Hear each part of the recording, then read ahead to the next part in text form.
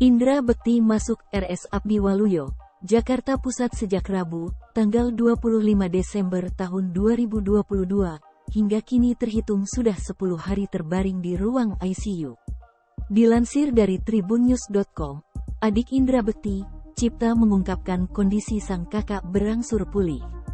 Mulai dari daya ingat yang sudah membaik meski belum pulih sepenuhnya, hingga sudah bisa merespons ketika diajak berkomunikasi.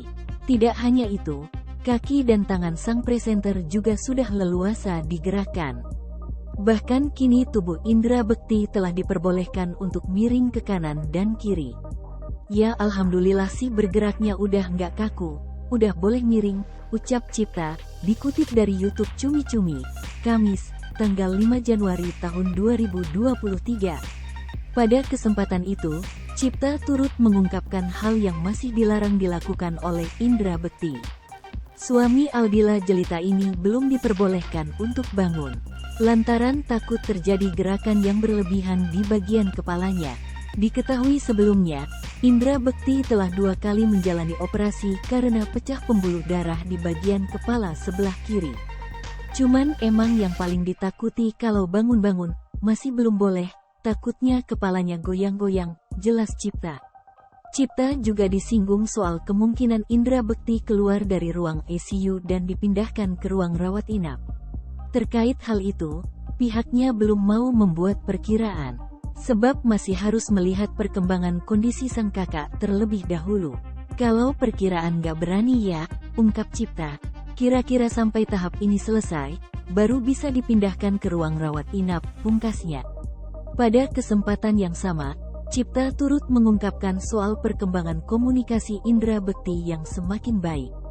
Dari hari ke hari yang aku rasain itu komunikasinya semakin baik, jelasnya bahkan kini memori atau daya ingat sang presenter semakin membaik. Kalau sebelum-sebelumnya mungkin, komunikasi seperti puzzle-puzzle, memorinya lompat-lompat, cuman sekarang udah jelas mengingatnya, lanjutnya. Indra Bekti masih kesulitan ketika melihat, karena pandangannya yang kabur pasca menjalani operasi.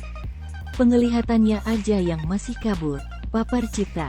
Sebelumnya, Wiki Komo membeberkan alasan biaya pengobatan kakak iparnya, Indra Bekti yang hampir menyentuh nominal 1 miliar rupiah.